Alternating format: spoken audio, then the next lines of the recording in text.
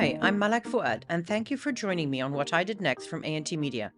I welcome a new guest each episode, and we take a deep dive into their personal journeys, exploring the twists and turns their lives have taken to understand what these pivotal moments mean. On today's episode, curator Nadine Abdel Ghaffar tells me how her childhood experiences led to her building a tremendously successful art platform and why her life's mission is the development of all things culture. My mom has taught me life does not just belong to you. You cannot do something just for you. You have to always do something for other people. Like give back in some way. You have to give back. Yeah. I think what I've discovered and what I try to do is also culturally change people, because culture can change people, can help also develop people, can help have people less aggressive. It opens Teach their the horizons. language of peace without Absolutely. speaking it In a subtle way. in a very subtle Exactly. way. Nadine Abdel Ghaffar is the founder of Art d'Egypte, a multidisciplinary firm that she founded to support art and cultural initiatives.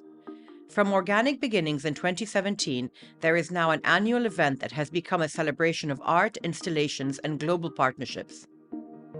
In addition to her work with Art d'Egypte, Nadine is also an art curator with a passion for one of Egypt's most celebrated artists, Mohamed Nagy, and manages their art estate along with members of his family. All of this traces back to Nadine's childhood and particularly her mother's influence. Well, I grew up in Alexandria. Alexandria was a very cosmopolitan city. My mom is an art collector, so I grew up with art. We had artists come over. My mom, not being fully Egyptian, really helped. I think this French influence made a difference because I must say French in general are very cultured. They believe in the value of culture. A lot of countries are more into other things, but French really take the time to inhale culture. That's right. It's a very core part of their existence. Very true, Yeah. even in the education. So my mom would always invite their friends from France, and she would always be like the guide, taking them to different cultural places. I must say that the whole community we were raised with are all half Egyptian, half something. They were all very cultured. I remember going on weekends to Domyat, Rashid, to do like those culture trips with our parents and their friends, something that we don't really do now with our kids. That's right. Which is a big shame, I think. Very big shame. Yeah. There were some icons in Alexandria, like Jean-Yves Empereur, who's lived for 20 years in Alexandria, founded Centre de Recherche Français d'Alexandrie. He's the one that discovered the sunken treasures of Alexandria. He was a very important man. But of course, as a child, I didn't even know who he was. Is it still operational, his project? I think so, yeah. Yeah. The Centre de Recherche is still there. I think now his wife is handling. So it's very interesting how even one of my friends came from Paris just to take a stage with him. We would go on archaeological sites with the archaeologists while they were digging, while they were excavating. So that for me was something that was fascinating. I never thought of becoming an Egyptologist or an archaeologist. But the French are also very, very attuned to Egypt. Very It's still much. very much a part of their fascination. Very true. And so they have a strong link with the country on this very deep cultural level. That's why, Yeah. I mean, I believe that this is really thanks to my mom. Also, Dr. Mohamed Awad, who for me was the fighter, he fought for all the to save all the amazing old heritage buildings in Alexandria. And he did it selflessly, he dedicated his life to that. But the sadness now is that they are being removed. Of course, but imagine if he hadn't done, and this is something I learned from Farouk Hosni. Farouk Hosni also being from Alexandria, it's like a bit Alexandria mafia. And a painter in his own right as well. Of course. Yeah. But I mean, he was one of the people that taught me patience. Of course, I mean, what we do is very difficult. I mean, I cry all the time. It's hard. It's frustrating. Sometimes I say, okay, should I give up? And he would always tell me, okay, we are minus 80%. If you do, plus 10. Mm. So he would tell me even small steps are important. So imagine if Muhammad Awad hadn't done what That's he right. had done, what would be Alexandria today? Yeah. Although it is deteriorating very fast, but I mean, we need people like that. That's we very need important. to preserve our own heritage. Yeah, it's absolutely. essential. And we don't have a history of that in the Middle East of doing this at all. Of course, Yeah. and well, especially not in Egypt. Well, we should do. We had the Beaux-Arts that is not far, was inaugurated in 1908. We were the first Beaux-Arts in the region. Yeah. So how can all this disappear? Yeah. So this is really important. And for many years, well, also the Nagy story is a funny story because God bless his soul, Onsi Nagy had inherited the Nagy artworks.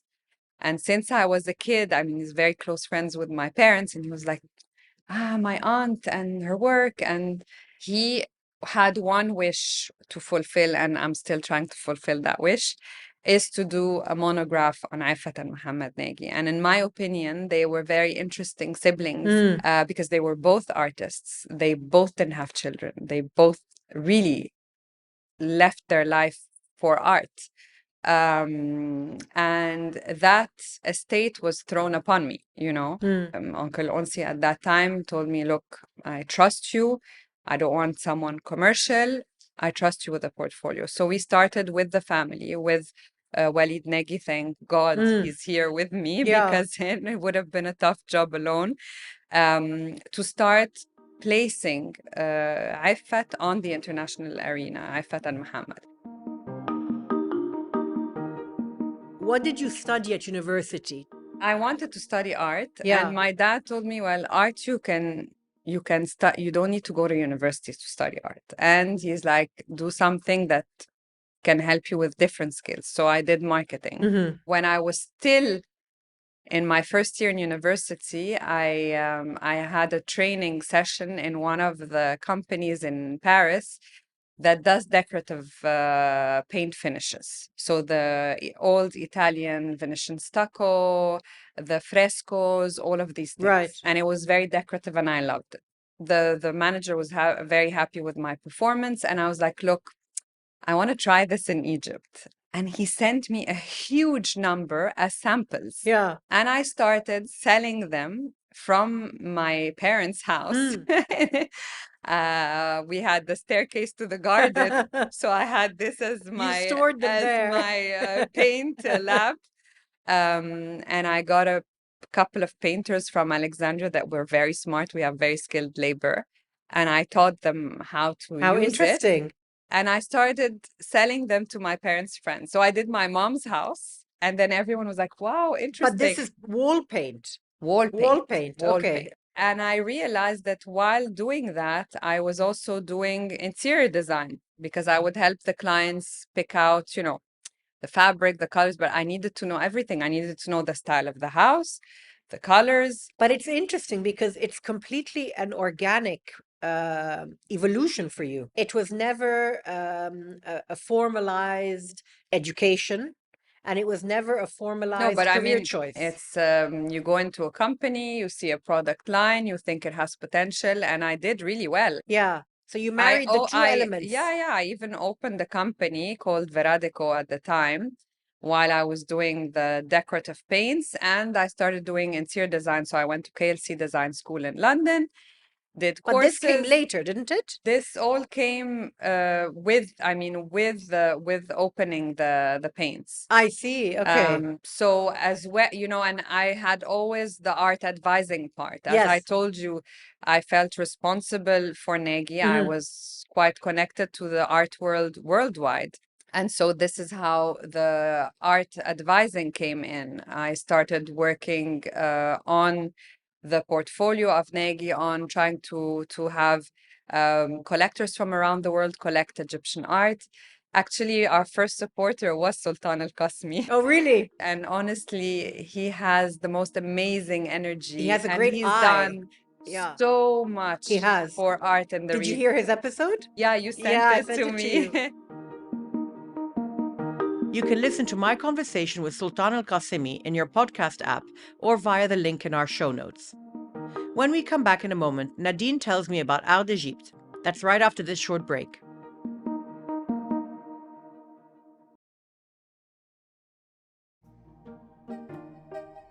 Welcome back to my conversation with Nadine Abdel Ghaffar. How did the idea of what we now understand as Art d'Egypte, with the big spectacle and the big exhibitions, the outdoor exhibitions and the gala event, tell me the origin of all this. How did this concept come to you? The idea of promoting Egyptian art, when, of course, I talked to Sultan before he bought Egyptian art. Yes. I did a couple of exhibitions here and there, but it was all small. And when this idea came to mind, of course, it was a bit strange. One, for archaeologists. What is this crazy girl? She wants to put weird art because contemporary art is not really seen in Egypt. And not understood. What you have is usually galleries. We don't really have platforms. So a gallery is a space where you have the artwork, the sculpture, the things that you would put in your home. Yeah. But land art or installations is not really common. And I must say that at that time, Dr. Khalid Al-Anani was the Minister of Antiquities, very open-minded. He's seen what happens in the rest of the world, whether in Italy, in Venice, Cadoro, for instance, is filled with art, all those palaces. Museums in the entire world, you have this. I'm not really reinventing the wheel, but I was like, there's such a strong transcendence as well. One of the people that I miss also so much is Adam Hanin. And genius. Whenever we used to go and chat, and when I told him, he was the first artist I approached. Those are the last few years of his life. Yeah. I told him supremely we're talented. going to exhibit at the museum. He cried. And for a very long time, he would call me the angel. And he told me the story of the Egyptian Museum. So when he was 8 years old, he went on a regular school trip and he fell in love with the sculptures, and he became a sculptor at that time from that museum. I felt a bit, I had a curatorial board, and then I called one of the curators, a friend of mine, Sam Bardawil, and he's like, Nadine, you can do it with all your background. You can do it better than any. He gave me this push, Yeah. So, and then I went to Central St. Martin School of Art. I also took like a crash course in curating because I wanted, a reassurance that what I was doing was right. That was the right direction. And your target at the time was Egyptians in just Egypt. Art, and to show the transcendence and to start getting people from around the world to come see our art in our home. Yes. And at that time, it was 2017 when we launched it.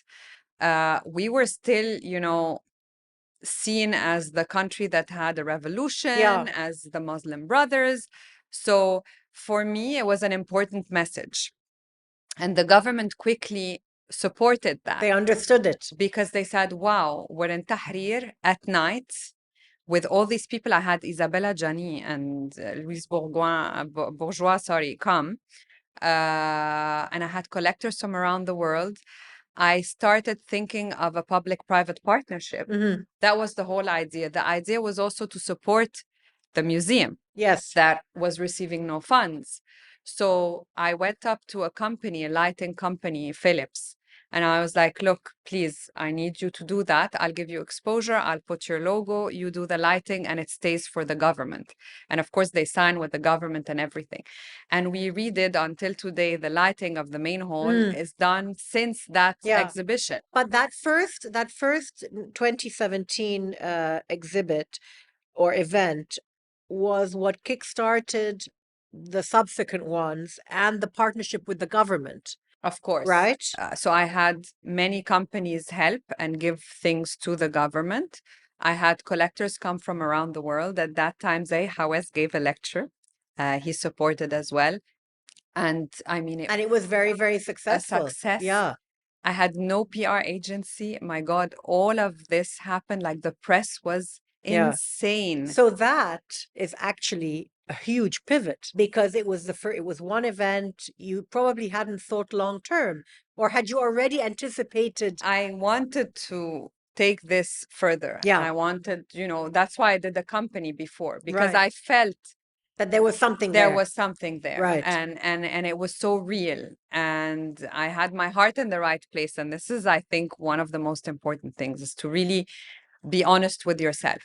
I also think, Nadine, we come to a point where we bring together experiences from our previous jobs, life, whatever, and you find yourself finally in the right place where your abilities match your interest, what you love, and what is being received by people positively.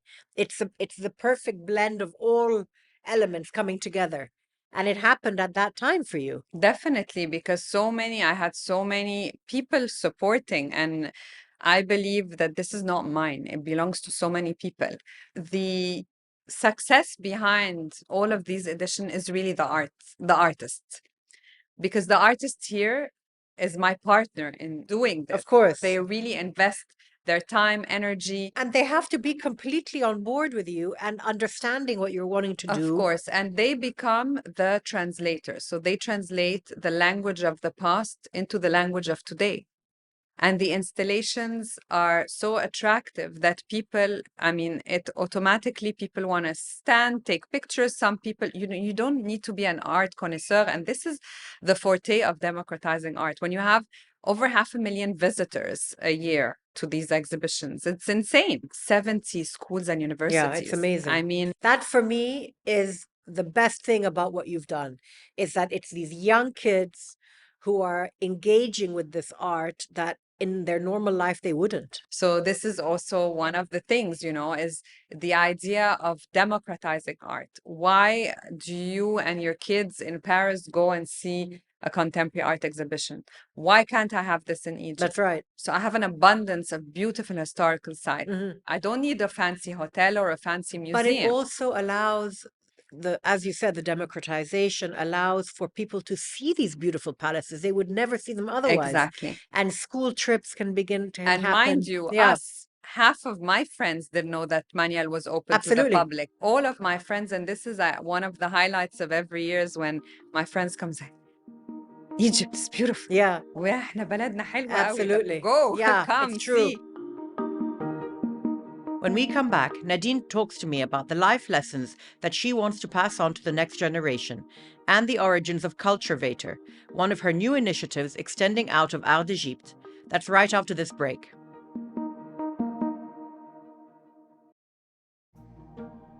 Welcome back to my conversation with Nadine Abdel Ghaffar.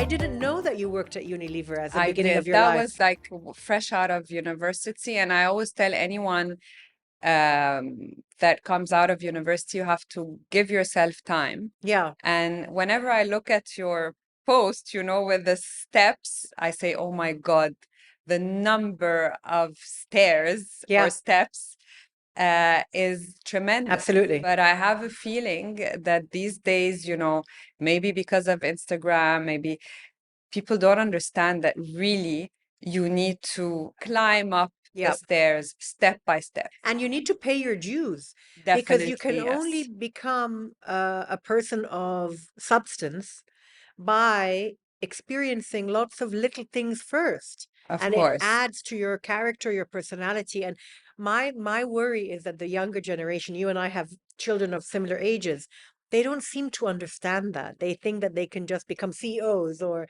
entrepreneurs, and they don't really know what it means. That's exactly a conversation we had with my son yesterday. My husband told him, well, you must work. Okay, so you're in Canada. We gave you the opportunity to pay for university, for housing, but you need to support yourself in a way. You need to start working. And it's been a month and we're like, Omar, why aren't you working? Because I'm waiting for the right job. Tariq goes no, you can be a waiter at McDonald's. Start by that, and he's like, but I want to find a job that will pay me a lot. I'm like, you're still in university, just start. You must start and you must give it the right number of hours. And whenever you start a job, you must give in the right number of years. You cannot, after 1 or 2 or 3 years, say, okay, that's it, I've done. No. That's right. To go to the next step, you really must put a minimum of 5 to 6 years Yeah. to say, okay, now I can decide to take a pivotal change or you know, or a step. Yeah. It's very important to have a mentor in life, more than one mentor. Yeah. I've had many mentors. Yeah. And this, I think, is what shapes a person. So my mom was my first mentor and will be my mentor forever. I think also another thing that my mom has taught me is that life does not just belong to you. You cannot do something just for you. You have to always do something for other people. Like give back in some way. You have to give back. Yeah. So she would take us to orphanages and like things that were quite harsh Yeah. sometimes as young children. Not just give money, but go physically and help And give your time. and give your Yeah. time. Yeah. And the number of people that need help is a lot. And you can help in different ways. You know, it's not just I think what I've discovered and what I try to do is also culturally change people, because culture can change people, can help also develop people, can help have people less aggressive, It opens teach their the horizons. language of peace without Absolutely. speaking it, Absolutely. you know? In a subtle way. In a very subtle Exactly. way. So I think that for me was very important, and that Egyptians are so kind. Getting to know like different lives is also quite it's a enriching. journey. It's enriching to be exposed to different ways of life. It is. Explain a bit more the Cultivator project. 18 months ago, we started working on Dior. Yes. Again, through art. So through art, Gisela Colon, our amazing artist that exhibited in 2021, did a Lady Dior bag that was entirely dedicated to our exhibition Forever Is Now. And the bag was unveiled at our opening. And then the CEO came, fell in love with what he saw and fell in love with the organization. And he's like, Nadine, we want to do something. So we secretly worked on the fashion show to advise them on everything, you know, the location, the suppliers. We made sure they were very careful as to what would be appropriate, to use as many local suppliers as possible. All of the suppliers that worked on that were Egyptians. There were 1,000 rooms booked from Dior. It's amazing. It was so much good. The economic that it generated so much. The PR was insane. Of course. And they worked so hard. Yeah. They really worked so hard for almost a year to have this come out to the light, and we were very proud of that. Yeah, it was a very good event. Amazing. So Cultivator was a way to have things easier, that wouldn't just be art. Any cultural, project that we would do, something like Dior would be under Cultivator. I see. If we might work with something on documentaries and Netflix and stuff like that, so that would also fall under that umbrella. Cultivator. So that's alongside Art d'Egypte. They're separate entities, completely separate entities. You have a lot going on, Nadine. You have a lot going on. One thing we didn't talk about, which I just want to touch on briefly, is your family life. So I know you're married, you have 2 children. How have you managed that alongside this huge sort of jump in exposure in your job? You're very busy now compared to what you would have been 10 years ago. How have you managed to marry the two? I tried to raise my children the way my parents raised us, which is being independent. I always sometimes look at my friends and say, well, that's not the right, don't sit and study with your kids, My mom never did that. So, and I did the same with my kids, I'm not involved. I don't even know what books they have or what they take, or this is, That's their life. It's their life. It's your life. You succeed, it's for you. You fail, it's you, from afar. Yes, take some corrective action, but that's it. So I think I must thank my kids, because some kids wouldn't know how to manage that. Sure. To balance life is very difficult, and it's very difficult not to get overwhelmed. I think one thing I think I have sometimes, okay, I can't say that this is all the time, but I don't get overwhelmed with 1,000 things. I take things as One at a time. they are, not one at a time. I do like 100 things at the same time. But I mean, I'll sit and concentrate, and I'll finish things. I don't believe in a problem has no solution. And I think it's important to understand that there are no shortcuts.